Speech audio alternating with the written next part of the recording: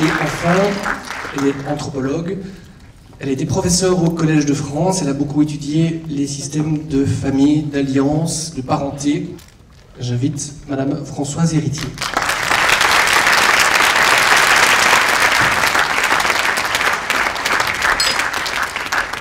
Le générique n'est toujours pas terminé.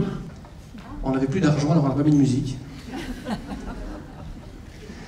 Il y a, on l'aura tous remarqué, une opposition biologique entre les hommes et les femmes. Comment explique-t-on qu'à partir de cette différence biologique, on ait construit deux groupes sociaux, les hommes dominant les femmes?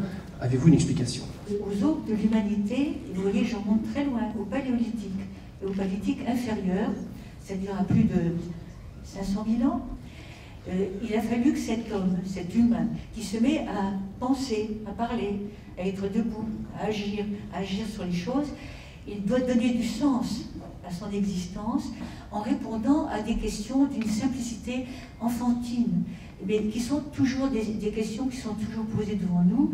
C'est pourquoi y a-t-il deux sexes? Mais surtout la grosse et l'incroyable question, c'est pourquoi des deux sexes, un seul a la capacité de se reproduire à l'identique, et puis l'autre sexe, lui, ne peut pas le faire. En clair, on cherche à répondre à la question, ça va vous faire rire, mais elle est vraiment cruciale, beaucoup de mythes se la posent, à quoi servent les hommes?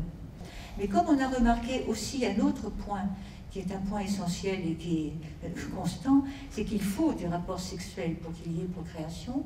La réponse qu'ont donnée toutes ces micro-sociétés du début et qui ensuite a été retransmise génération après génération, c'est que si les femmes font les enfants des deux sexes, c'est que c'est les hommes qui, avec le fameux phallus, mettent les enfants dans les femmes. Donc les femmes, elles sont donc un réceptacle de la matière.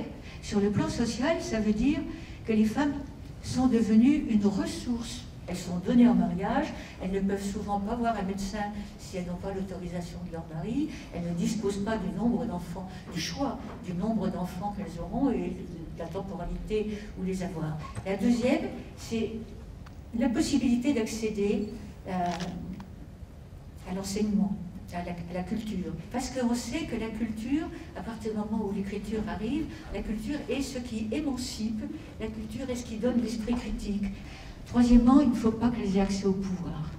Et pour maintenir tout ça en place, il faut le dénigrement. Ne pas oublier la condition essentielle, le mépris et le dénigrement.